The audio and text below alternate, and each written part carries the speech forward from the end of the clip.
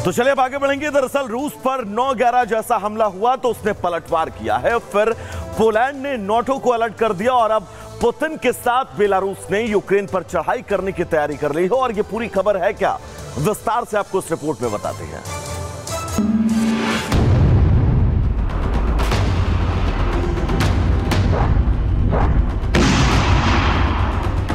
रूस के खिलाफ क्या जंग में कूदेगा नाटो? यूक्रेन पर क्या धावा बोलेगा बेलारूस? पुतिन और जेलेंस्की की लड़ाई अब सरहद पार जाने वाली है। नाटो की सेनाओं के हथियार तैयार हैं, तो उधर अपने दोस्त रूस के साथ बेलारूस भी बाहें चढ़ा रहा है। किसी भी वक्त यूरोप की धरती से ऐसी खबर आ सकती है जो दुनिया को परेशान कर देगी। रूस पर 9/11 जैसा हमला हुआ तो उसने पलटवार किया। फिर पोलैंड ने नाटो को अलर्ट कर दिया और अब पुतिन के साथ बेलारूस ने यूक्रेन पर चढ़ाई करने की तैयारियां तेज कर दी हैं। आशंका है कि बेलारूस कभी भी यूक्रेन पर हमला कर सकता है। दोनों देशों के बीच बॉर्डर पर तनाव बना हुआ है क्योंकि यूक्रेन और बेलारूस ने अपने हजारों सैनिकों की तैनाती एक दूसरे के आमने सामने कर रखी है। बस ट्रिगर दबाने की देर है। एक नई जंग किसी भी वक्त शुरू हो सकती है। बेलारूस के अटैकिंग इरादों को देखकर जेलेंस्की भी हैरान है। यूक्रेन ने बेलारूस को चेतावनी दी है और यह कहा है कि मॉस्को के दबाव में बेलारूस कोई भी कदम ना उठाए, वरना उसे खामियाजा भुगतना पड़ेगा। जेलेंस्की के देश ने यह भी चेताते हुए कहा है कि बेलारूस अपने सैनिक वापस बुला ले, लेकिन क्या होगा कोई नहीं जानता। इसीलिए अब यूक्रेन ने नेपच्यून मिसाइल के बाद अपना नया शस्त्र निकाल लिया है, जो रूस में चुन चुन कर तबाही मचा रहा है। यूक्रेनी डिफेंस फोर्स ने पेलियनिसिया लॉन्ग रॉकेट ड्रोन का वीडियो जारी किया है। जेलेंस्की ने भी इस हाइब्रिड हथियार की खूब तारीफ की है क्योंकि इसी हथियार से यूक्रेन की सेना ने रूस के हथियार डिपो को तहस नहस कर दिया था और अब यूक्रेन इसका इस्तेमाल रूस में प्रेसिशन अटैक यानी कि चुनिंदा ठिकानों को उड़ाने के लिए कर रहा है, जिसने पुतिन की चिंताएं बढ़ा दी है।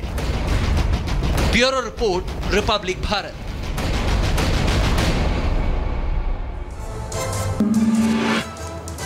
तो जिस हथियार का इस्तेमाल किया गया, यानी कि जिस ड्रोन का इस्तेमाल किया गया, अब हम आपको उस ड्रोन के बारे में बताते हैं। ये ड्रोन एक जेट मिसाइल है।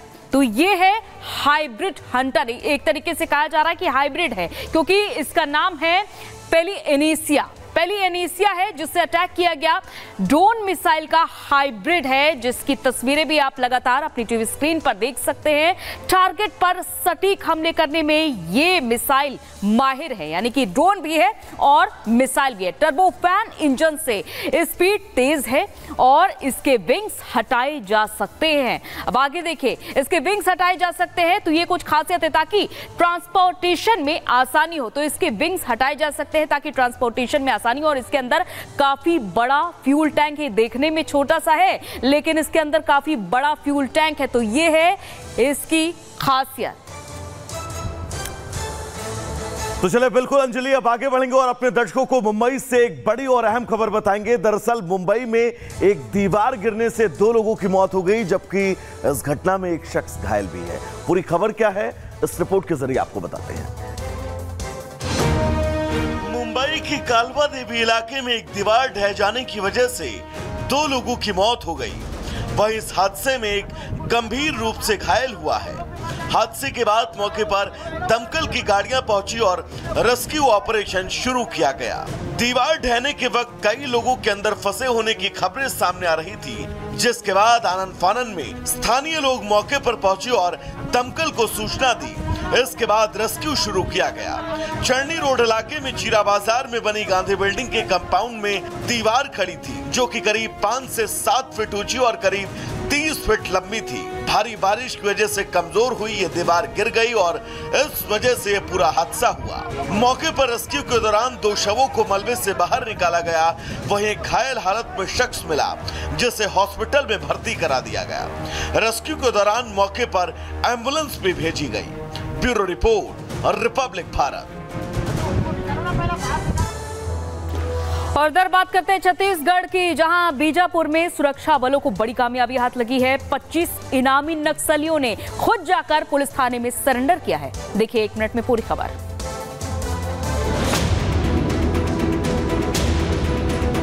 छत्तीसगढ़ के बीजापुर में सुरक्षा बलों को बड़ी कामयाबी मिली, जहां 25 इनामी नक्सलियों ने पुलिस के थाने में जाकर सरेंडर कर दिया।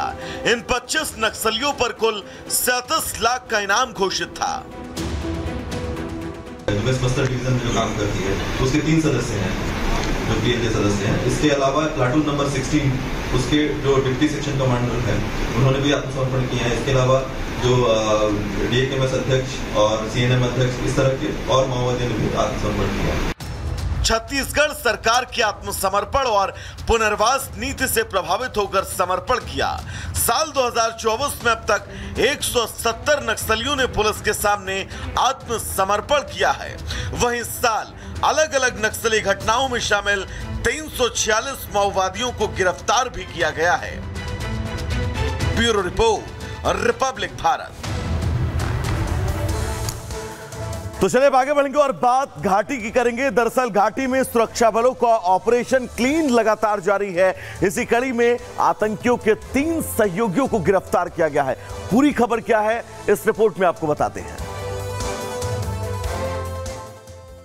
में पुलिस ने सेना के साथ मिलकर आतंकियों के 3 सहयोगियों को गिरफ्तार किया है। उनकी पहचान दाऊद अहमद डार पुत्र नजीर अहमद डार, इम्तियाज अहमद रेशी पुत्र गुलाम अहमद रेशी और शाहिद अहमद डार पुत्र गुलाम मोहम्मद डार के रूप में हुई है। हसनपुरा तालेबा के रहने वाले इन सभी लोगों को हसनपुरा तुलखान रोड पर एक संयुक्त नाका चेकिंग अभियान के दौरान हिरासत में लिया गया।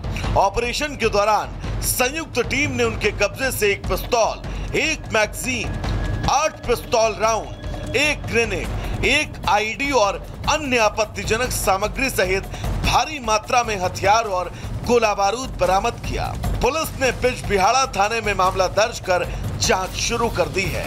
आतंकियों के मददगारों की पहचान करके उनकी संपत्ति पर कुर्की की कार्रवाई की जा रही है। Bureau report, Republic Bharat.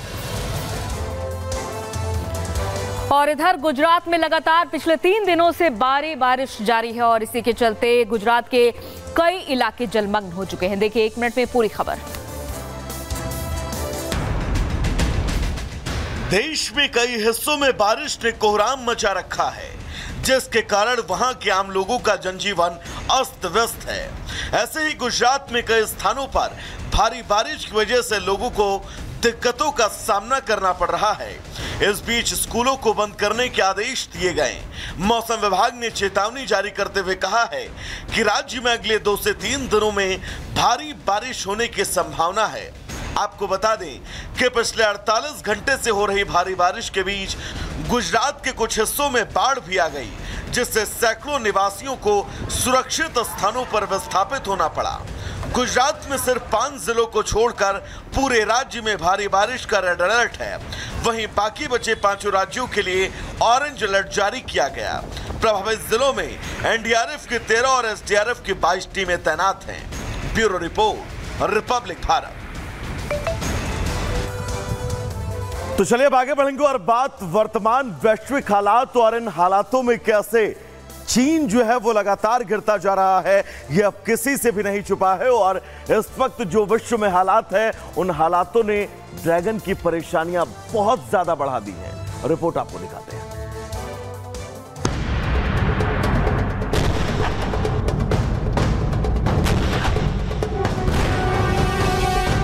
Dragon डरा हुआ है, चीन सहमा हुआ है, जिनपिंग के माथे पर पसीना आ रहा है क्योंकि वो घिर चुका है, वो शिकंजे में है, उसकी घेराबंदी हो चुकी है। एक तरफ है शक्ति प्रदर्शन करता ताइवान, तो दूसरी ओर गृह युद्ध की आग में जलता म्यांमार। चीन को परेशान करने वाली 2 खबरें आई हैं, इसीलिए वो खौफ में है। सबसे पहले देखिए कैसे ताइवान ने शक्ति प्रदर्शन किया। ताइवानी सैनिकों ने तैयारी बढ़ाने और चीन के संभावित हमले को रोकने के लिए युद्धाभ्यास किया। यहाँ चीन को जवाब देने के लिए एंटी एम्फीबियस लैंडिंग मिसाइलों को लॉन्च करने की ट्रेनिंग दी गई।